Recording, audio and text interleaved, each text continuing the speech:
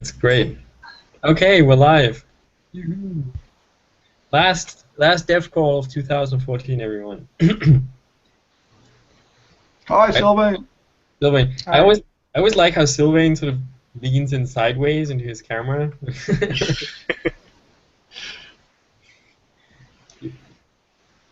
Okay. Okay. If you head to the wiki page for this month's dev call, you'll find a couple of items, announcements for the Hackfest and FOSDEM, discussions on Cgran, a quick chat about the release schedule, and working groups. And I've actually forgotten one item, which is I have a couple of stats prepared for for how this year went, basically. Just share that. No, why can't I share this?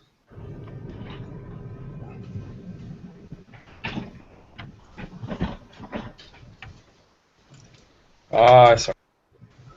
Damn. I just need to try a different computer.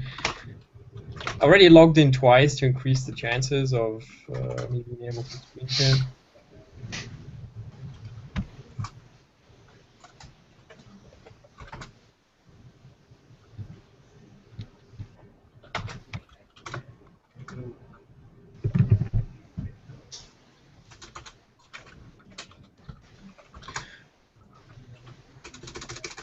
Nearly there.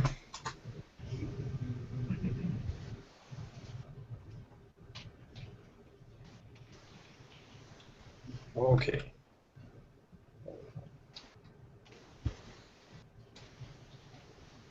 I'm just going to share my desktop here, and I hope this works. Can you see these slides? Yes. Okay, so yeah, just a couple of stats to highlight what we did this year. Quite a lot of stuff going on. So this is the commit stats. I tried some Git food to figure out these numbers. 792 commits since January 1st on next branch. So that's a couple of commits per day. First guy to commit in 2014. I don't even know this person, Chuck Swigger. Maybe? Chuck's been a while for Swagger. Yeah, he's been a while around on GNU Radio for a while, kind of off and on. Okay, but he's not the guy who invented Swig, right? No.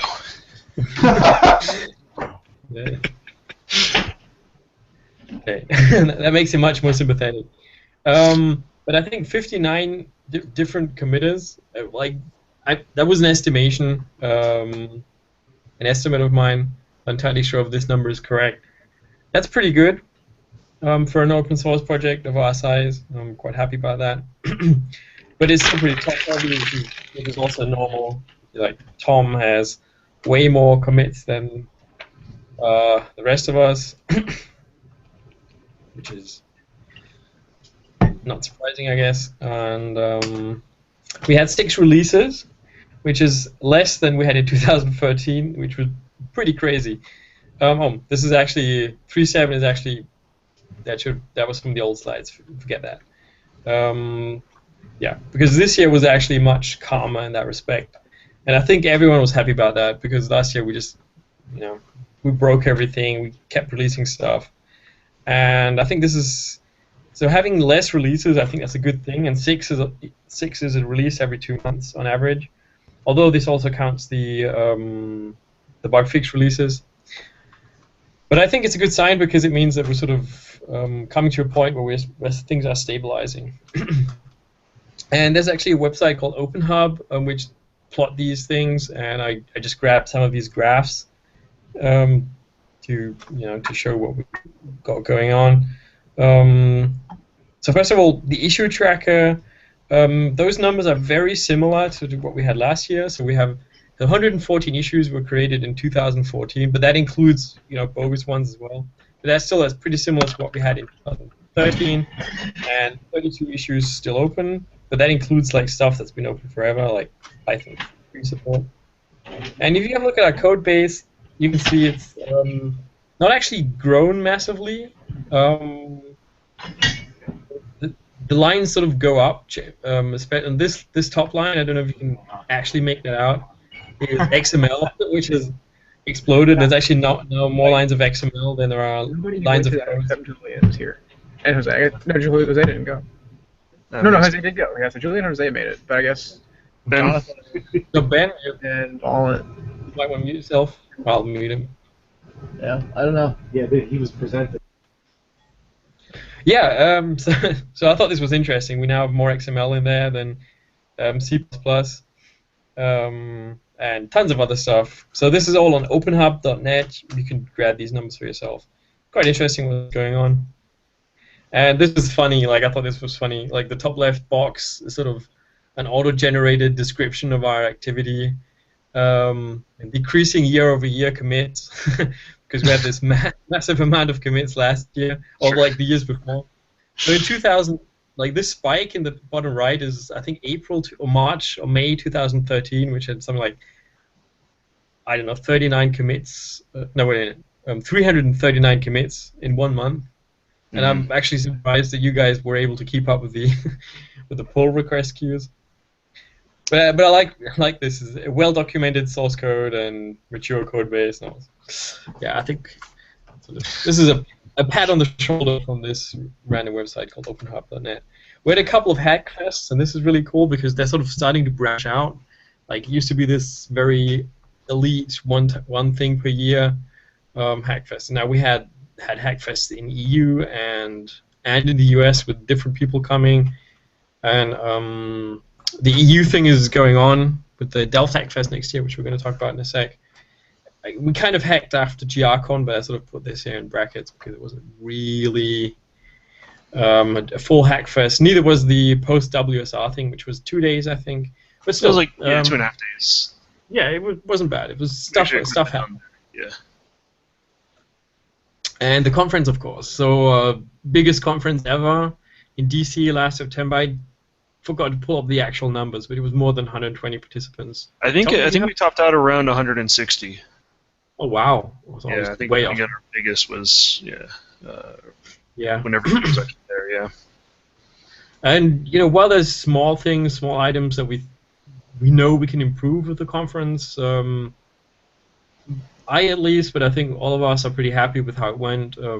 Very good talks, but also all kinds of stuff, meet and greet. Show and tell, whatever. Very good conferences. Much better than random conferences where people just show up to present their papers. And the working groups, I think they've also gained much more traction. For example, for one reason, because Doug actually took over the accelerators working group, and that's been doing stuff. And I mean, Folk is going really fast. Fast like Wolf, or what is it you guys say? Fast like Wolf, yeah.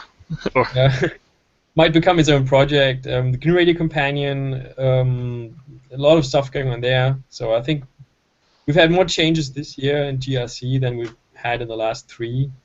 I don't know. I'm just pulling this number up. I'm just making up this number, but it's probably true. And we have a new working group led by Tim, and Phil's embedded working group is still going on. And so this random stuff that is connected to my name has also done stuff. So that's pretty interesting. And we participated in GSOC again. 5 students. First time that one of them didn't actually make it all the way through, but ironically, his code was the first that was merged, and it's become part of Folk. And all the rest came to the conference. I think we couldn't have made a better job of integrating the students into the community, which is our main goal. But the actual projects themselves were also very interesting. One thing sorry if I can jump in on that point, and we should talk about this more when we start ramping up for GSOC next year. Yeah, it was successful in integrating the students into the community, but that also is because those students were already kind of in the community already. We'd already interacted with most of them. and especially the four successful ones were Yeah. were known to us, and they were, so we knew what they were interested in, we knew what they were capable of. So I put that out there, as in for students who are listening, or later when we get to it, we'll make a big deal of this, that being part of our community already and already knowledgeable and not trying to come up to speed with GNU Radio just to get a GSOC project is going to help both sides of that process. Yeah, that's a good point. Yeah, so last year, this slide, I had some pretty obvious things on there. So we had the 3.7 release, and we had PyBombs, for example. But this year was very different. So because I think for many reasons, mainly one of them being the working groups, but also because of the increasing maturity of the 3.7 code base, like we were able to just improve lots and lots of aspects of GNU Radio. And actually, I forgot one of them being the FEC, GIFEC Oh, yeah. component. But really, there's a lot of aspects of GNU Radio that have made lots of progress.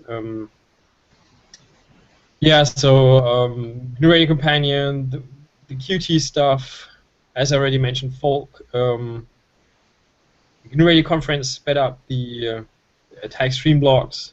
There's the DV, the digital TV entry component now. Zero MQ stuff. So a lot of stuff happened, but it wasn't the one big thing. And I actually prefer this because it means that stuff is happening, things are evolving rapidly. And of course, our dev calls. We didn't miss any dev calls except for the October one, which is the conference month. September one, I think, was the only one.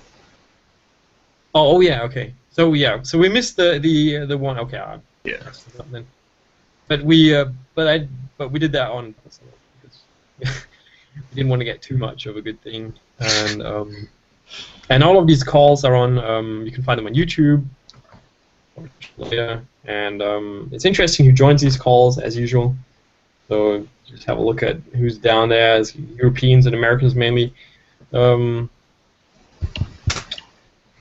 I did this last year and did this again to see what happened. I just put in Google, and I put GNU Radio in Google Scholar, and then filtered stuff since 2014. Returns 2,280 hits, which is still a lot less than just other random keywords, which are software suites. But it's increasing, and there's stuff going on, so don't feel bad about that. And yeah, that's it. So I think it was a great year. I'd like to thank everyone who participated and who's been contributing to GNU Radio. Thanks, and I hope we'll have a even more interesting 2015. Yeah. One thing to say on the list of kind of project space that you brought up, that there was changes in lots of space in GNU Radio, and I think most of that was because it was driven by the applications that are being developed. So people actually using GNU Radio for for all the new and weird stuff that people are trying to do with it is good feedback into us to see, okay, what do we need to add, fix, modify, finding those corner cases. So the stability since 3.7, since the 3.7 release, and allowing people to get access to this stuff, I think has really been driving a lot of that. So, and sorry if you hear my cat in the background. So okay.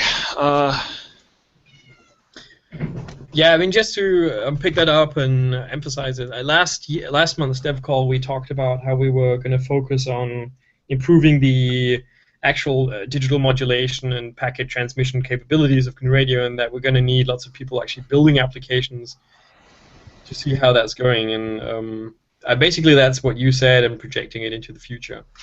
Yeah. And that work, by the way, that we brought up last month is going strong, and we'll hopefully have some public feedback on it soon. Okay, that's that. So let's talk about the items on the wiki page. The first one being announcements for the Hackfest and for FOSDEM. For FOSDEM, we've already talked about this several times. Huge European hacker conference in Brussels. Attendance is free. You just have to make sure you get to Brussels. So be there. There's going to be an SDR track, which is the whole reason why I'm actually announcing it here, which is already finished. So I think we might have been the first track that actually got their schedule full. So we didn't have to postpone our deadline. There was lots of interest both from participants but also from speakers. So I think it's going to be really, really cool. I'm just posted the link to the schedule. And Tom, could you say something about the Hackfest, please? Yeah. So yeah, I just wanted to make sure everybody knew that we posted the FOSDEM schedule for the Software-Defined Radio is up and available, and we'll be throwing that around and promoting that for the next month. Yeah, Hackfest in Delft. I mentioned this at the last month's dev call. So it's going to be a week-long Hackfest. Actually, probably just shy of a week, because we'll start Monday and we'll probably leave. Probably midday Friday, because a lot of us are going to be heading to FOSDEM straight from there. We have a really good group already that's coming.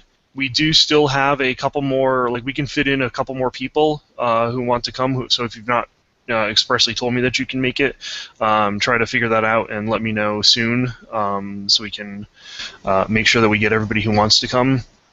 So yeah, so like I think there was a mention somewhere that the Hackfest is invite only, but it's like, request an invite, and at this point you'll likely get it because we do have a bit of space left in there. But it should be pretty good. They've got us a really nice space on the TU Delft campus. Apparently we're like at the tallest point on campus for the entire week, so it should, granted it's good weather, should have like a really awesome view and kind of a nice space. They'll be providing coffee and tea and basically caffeine for the entire week. Somebody will have to come with a big box of Club Mate, but other than that, we've got caffeine. Yeah, so let's see. Let me see if I can bring it up real fast. I should have had this already. Sorry about that. I did start a... yeah, if you go to the Hackfest page, and I'll post the link in here in the chat room. So I started providing some information about the Hackfest on the wiki page here, and it's, again, for those of you who are not familiar with Hackfest, they're very loosely organized. It's kind of like, we find a space that will hold us, get people to come. We have internet, power, and space, and that's pretty much it. And then we kind of take care of everything else. So lunches can be loosely organized. Usually we all got together, but whatever. So everybody kind of comes with their own agenda, and hope that you find people to work on that agenda, or perhaps the only thing you want to do is sit in a room with a bunch of other GNU Radio hackers and work on your thing, and you just get the benefit of being around people and having the energy of that while you're just doing your thing, and the ability to ask questions kind of immediately.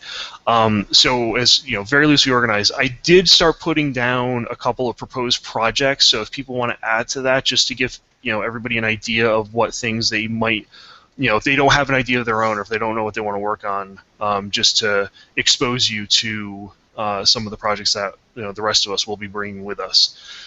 So I've started that. Feel free to add to it. Kind of whiteboard it on the wiki before we get there, and then we'll kind of self-organize once we're at the university. So I think that's really all I have to say about that. Are there any details that people are missing or want me to talk about?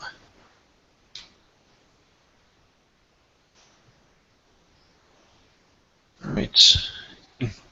I think it's worth mentioning kind of the format of a Hackfest, because a lot of people who have never been, it's not a conference, right? It's not even a workshop. It really is just a place for us all to come together and just be this open source community in the same room for a little while. Okay, well then, I guess we'll move on, right? Yeah. Next item on the list is SIGGRAPH, and I think we actually have some time to discuss this. So I'd appreciate it if people had some input on that to give us. So before we launch into discussion, just some hard facts. So CGRAN was launched, I don't know, a couple of years ago. Had a different mission then than it needs to have now. For example, the original idea was to specifically separate GNURadio.org and CGRAN for licensing reasons or whatever. But I think we've come to the conclusion that we don't we don't need to decouple them so tightly. Also, George, who was running CGRAN for a long time, and I'd like to thank him for that. It seems like he has. I'm not quite sure if he actually said this, but he's definitely sort of. So the server isn't running anymore. is what I'm trying to say. So you can't actually go to the website, CGRAN website anymore, and that puts us into some pressure to actually do something about it right now. One thing that we're all kind of in agreement about is that CGRAN should be tightly coupled into PyBombs somehow. So, the PyBombs recipe list, for example, could be or should be or whatever the database that runs CGRAN. And Nathan, as far as like what I've heard is you actually started work on, you put some thought into this, and you have something you'd show us, or at least. Yeah. So I guess when CGRAN went down, and George basically made the announcement that he didn't have the ability to maintain it, I came up with basically a proof of concept. I'll send a link out on IRC now. And if you're familiar with the Open Embedded Layer Index, that's sort of what I built on here. Basically, it's just they have this Open Embedded is this project where people have these, I guess, layers. They call them layers that are not going to be merged into the main tree, but they are compatible, and they're basically an extension of Open Embedded. And that's basically what we have with our out-of-tree modules. So I want to create a list of out-of-tree modules, and when you were talking about, I guess, the mission or objective of CGRAN has changed. At the time CGRAN started, there wasn't great project hosting for small, very, very loosely organized projects, and so that was what was needed at the time. Now I believe we just need a list of projects and some information about them, and I guess just a link to them. And I've showed this to a couple of people. There also needs to be some kind of backup that we hold. So if it's on GitHub and the author has it on GitHub, and then they decide they've moved on with their life, or they've graduated their master's degree or whatever, and then they delete it, it would still be nice to hold on to that somehow. So I have this ability to create a local mirror. And there's a button where you can, the search is not working right now, there's no code behind that, but you can submit modules, and then if you click on a module name, it takes you to a list of blocks inside that module. So if you go back to the list,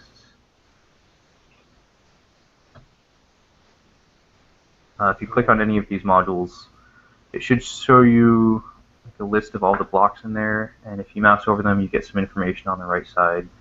So that was kind of what I had in mind. It's not, there's some bugs in there, and it's not completely done yet, but that was what I had in mind, and this is, I guess, mostly to get feedback and start a conversation on what is most useful for the community. I like where this is going. I like a lot of what you've done with it. I'm assuming most of when you mouse over those, where we're just looking at DRM and you mouse over the blocks and all those. I'm assuming that's all being scraped directly from the code. There's no hands-on. How are you finding the projects to put on here? Are you doing that by hand? Yeah. So I started with the PyBombs, I guess, recipe list. The problem with using that list is you have to manually, scrape the actual out-of-tree modules from it somehow. You can do some kind of I don't know, search on gr dash whatever. But there's other non-GNU Radio things in the PyBombs recipe list. So I just took that list and I think I can show you. This code is all on GitHub. Let's see if I can find it. Yeah, I see what you're getting at, though. I don't know. That might not be a bad thing, though, is to have just general dependencies that are part of the PyBombs recipe. Because I think so here's what I'm thinking. Based on what you have here, Cgran, archive was part of its name, and I think that serving as an archive is a really useful feature, but probably right now kind of a secondary feature. Just a thing for posterity more than an actual utility for getting stuff done. So I think it'd be great to see that PyBombs and the recipes in PyBombs become the where we get the current information about like what projects are available. As a recipe goes into PyBombs, that reflects on Cgran. So it's a new project that's available, and it automatically gets archived, so that if it ever goes away from PyBombs, we still have that archive information from when it exists, when it last existed. And then pulling down all the dependencies, so we know, not even just GNU Radio dependencies, but all dependencies. I think that could still be a helpful bit of information. And then what you've also done as far as like scraping it to get some info about all of the blocks inside there. Basically trying to figure out how to use PyBombs and this as a kind of a seamless thing, this being the front-facing entity of PyBombs. There's no reason. I mean, we can extend the recipe, like what we can put into a recipe. I mean, I assume we can. To add information that would be relevant mainly for Cgran. Yeah, so I've thought about that, and I just didn't want to. I guess I could have forced PyBombs to do that, but so if you look, I just sent a link out a couple minutes ago. There's a list of GR modules in here, and basically each one has some YAML front matter. So it's just a list of metadata, and it has a link to the repository, the name, and authors, and all that information. We could add all of that to PyBombs recipe. Well, it doesn't have to be. Yeah, you're right. It doesn't have to be in PyBombs itself, but it should be something that the module authors maintain themselves, like like the description. That we shouldn't have to type that into something. It should be part of the module. Yeah, I mean, there's just adding a file that a default file to out of tree modules that provides that information. That works just as well. Yeah, that's a really great solution. The problem is going through and adding that file to all of the existing. Well, we don't have to. I mean, description just could be empty, and then I don't know. Somehow the authors should be encouraged to update that. Yeah. And for new modules, it would just be part of GR module, so that would be pretty easy to add. So one of the, I guess, bigger open questions was when I showed this to a couple people, they said, "Oh, well, we should also have some kind of project hosting from GitLab or something." So I don't know if anyone has thoughts on that. I personally think that it should be intentionally left out. I mean, hosting code these days is so ridiculously easy and free that I don't really, because this is all work. Someone will have to implement all of this properly at some point. So I don't really see a reason to do that except for the archive thing. Yeah, and the archive thing could just be a standard Git server. I don't think we have to go fancy with that. I agree. So yeah, I'm with Martin on this. I don't think we need to go overboard with providing our own service. Like, I mean, by the time we're done, we'd just be mimicking what GitHub does. And granted, we don't have control of GitHub, but it looks like a pretty healthy, stable place to support open source projects. So, we're pretty happy with it. And then having our own backup archive just in case, but without having to duplicate all of the interface stuff. Yeah, I think we're pretty good with it. One thing I'd like to see somehow is some kind of activity meter or a compatibility thing, but I'm not sure how to do that. It would be nice to know if your project actually works with a given version of GNU Radio, or if it's like how old is it still maintained, that kind of stuff. Yeah, that was one thing I thought about it, and I just wasn't sure how to do it. I think it would be great if we if we made that a part of each module to say, so the author would basically need to keep track of that. And if we change the API, the author should change something in their module that says this is compatible with these APIs of GNU Radio. Yes. And that could be the same file that holds the description and the type and whatever. Right. Like, I've been trying to promote people to put in the version compatibility information into their CMake structure. So, we can either try to base it off of that, or instead of having duplicated, or somehow tie those concepts together. But yeah, that's a really good idea to try to force that issue. Yeah, but Tom, is there an easy way? Like, if I want to know which version of GNU Radio my product is compatible with, is there a better way than just look at every function and every API I use, and then go into the Git of GNU Radio and see exactly when it was introduced? No, but that's an interesting. That's kind of painful, right? Yeah, my general thing is like, okay, what version of GNU Radio did you build this against? That becomes your minimum API, right? Okay, yeah, right. But then that's always like the latest Git. Yeah, right. So that's an easy out. But no, I like. So what was I looking at just recently? Was it Boost maybe? Somebody has a table. No, it's a CMake. CMake actually has a table of functions and when they were introduced. So we could try to see if there's a way that we can go through our Git logs and pull out the information about when a block was introduced. Now, that doesn't really necessarily track the API changes in those blocks, so that's still a little iffy. But this will be a good first approximation as to, okay, yeah, I know this block exists, and then maybe I can check it out and see if it's going to work. There might also be a bug in a function where the module assumes that it was fixed. Yeah, that's really hard to track. Anything that's automatic is not going to be perfect, but something that can at least help beyond just. I think at least having an automated list of blocks and what versions they existed under. Do you think that'll be a good, at least a start? So that would be a good start, I think.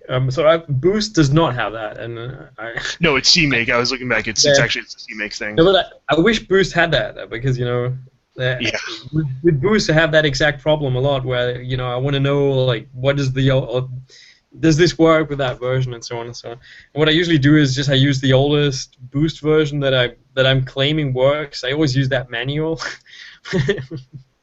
That's the best way. I figured. But maybe something we could do is provide more tools for out-of-tree module authors. To automate. You could just build your module against versions of GNU Radio in an automated fashion, and then see when it breaks. Something like that might be scriptable. Okay. I don't know. Check out version. Yeah. These seem like things that fit under your working group, though, don't they, Martin? So we can use your working group as the place to keep this discussion and try to figure out the right set of tools. We should probably spawn another task force for that, like we did with the tutorials and all the other stuff. Mm-hmm. Yeah. Yeah. So if people are interested, just drop me an email or ping me on IRC. Nathan, would you be interested in given you've already done lots of work? Possibly. Okay. Well, yeah, because part of this is people with web programming skills. Yeah. Yeah, that's another thing. Writing safe web applications is hard, and and we'll have to write some code for that. But okay, this is already gone pretty far. Yeah, so yeah, I'll take care of that and make sure there's some direction there. Great. But it looks like we have some pretty good ideas where this should go, and already with Nathan's stuff, we already have a place to start with. Okay. Is there anyone who wants to say something on Cgram before we move on? So,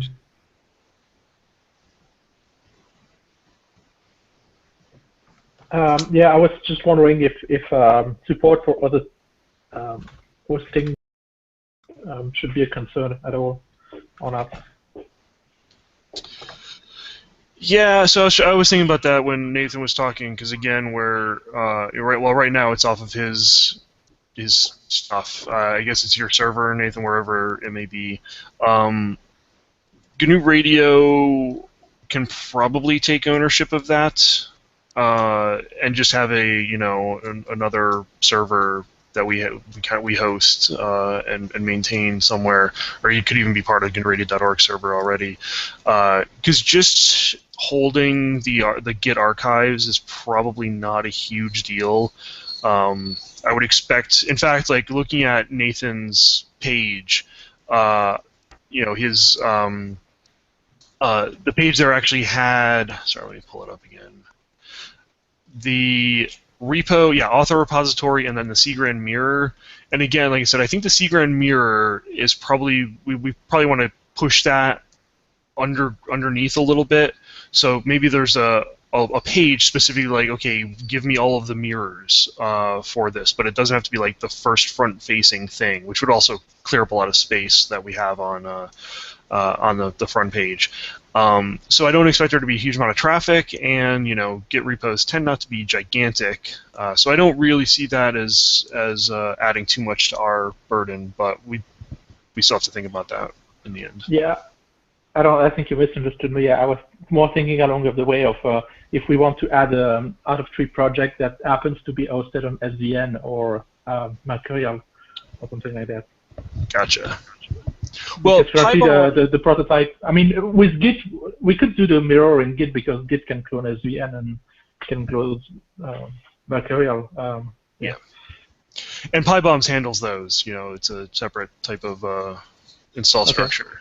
So yeah, we probably just whatever PyBombs can handle, and if it doesn't, hopefully we can fix that. But I know it handles SVN for sure. We can probably even use PyBombs directly to maintain the mirror. Yeah. Just like have it check everything out and update it all the time. And as for the websites, I mean, this isn't exactly what you asked, but I mean, we could have a tool that sort of scrapes through all these repos and then compiles the output to static HTML, and that would be ridiculously low burden on the server, both in terms of disk space and bandwidth. So I think there's a lot to be gained with not that much work if we get Cgram right. Yeah. So what I have is all static pages. I just also want to repeat that this was sort of a proof of get the conversation rolling, and it doesn't have to be a final solution or anything like that. Oh yeah, absolutely. I mean, we appreciate what you did, even if you claim it's just a proof of concept. It already looks pretty good, and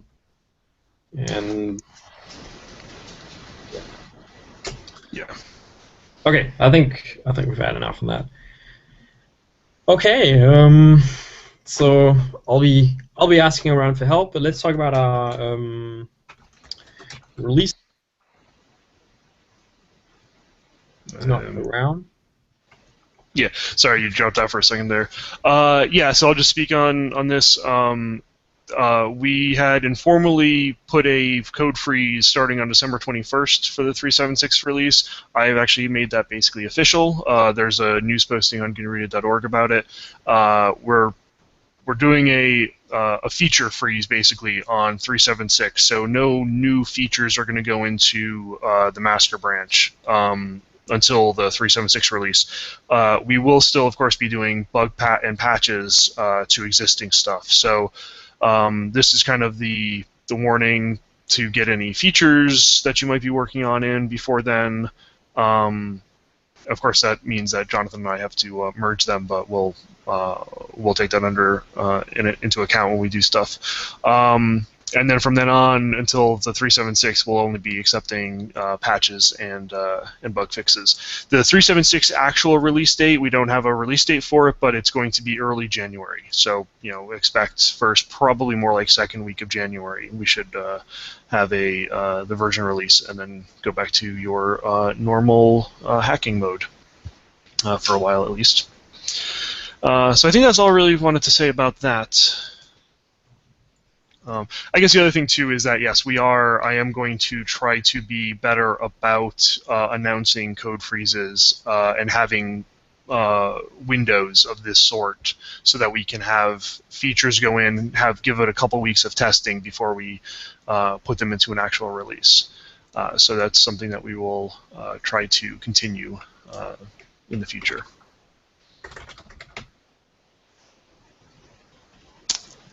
And okay, there are no thoughts on that. We can move to the working groups. Yeah, working groups. Phil, do you want to talk about embedded stuff? Just real briefly, I posted some images for Z boards and ZC702s for people to try. I haven't got a lot of feedback from that, so please, feedback is welcome. And as always, I've got some stuff from Tom that I need to go through for some embedded improvements, and that's about it. So. Cool. Nathan? Find that URL. Nathan, you want to talk about Volt? Yeah, so there will be a Volt probably in January, so I've been going. There's Nathan, stop. Some echoes, maybe coming from Philip's side.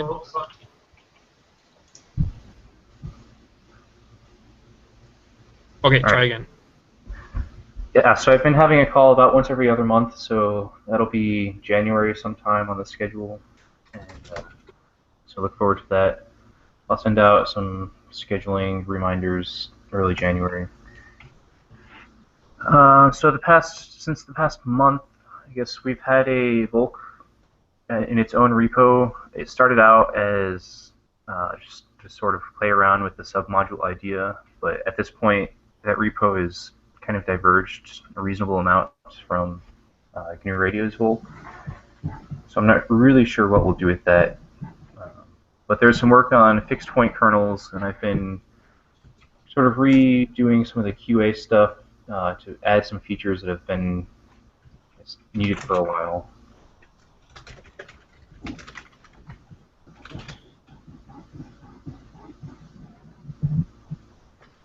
Okay.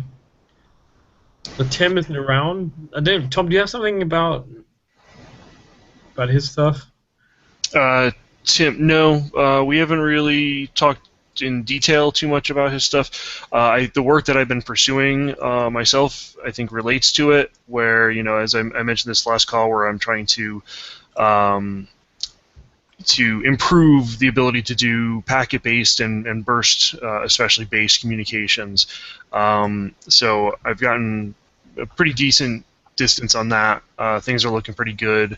Modulating headers differently than to modulate the payloads, and being able to separate them, and being able to parse different headers, and inheriting from the header structure so that you can define your own format fairly easily. I'm actually pretty happy with where that is right now. There's still quite a bit left to do. So it'll likely be a big part of my FOSDEM, or not FOSDEM, but Delft Hackfest work, is to continue on that and to hopefully be able to show people and work with people on it, so that I can get some on-site quick feedback on how I've structured things.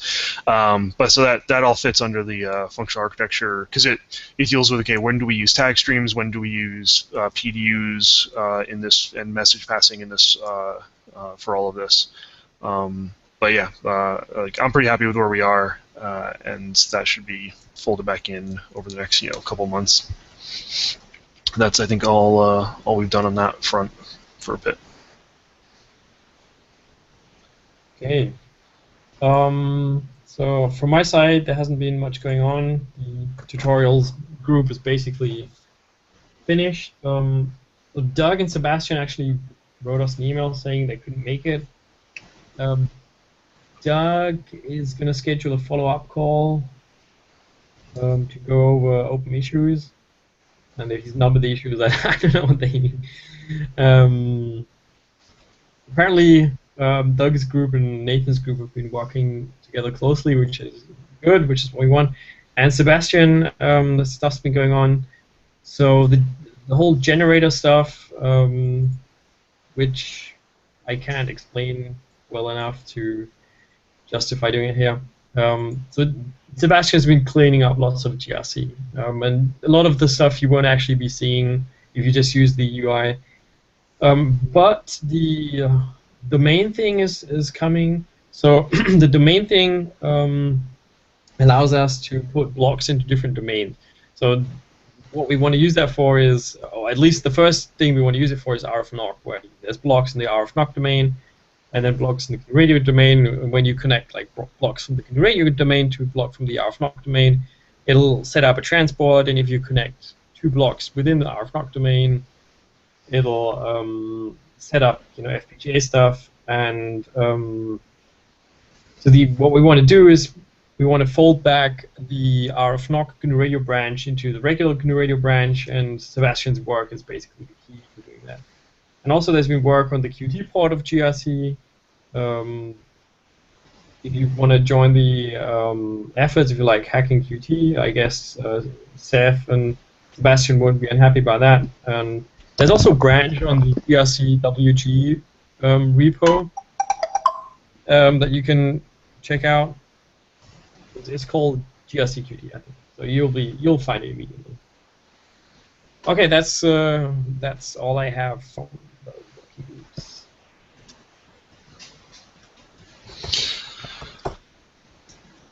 That's all I got Okay. too. Yep. Okay. Does anyone have any last words for 2014?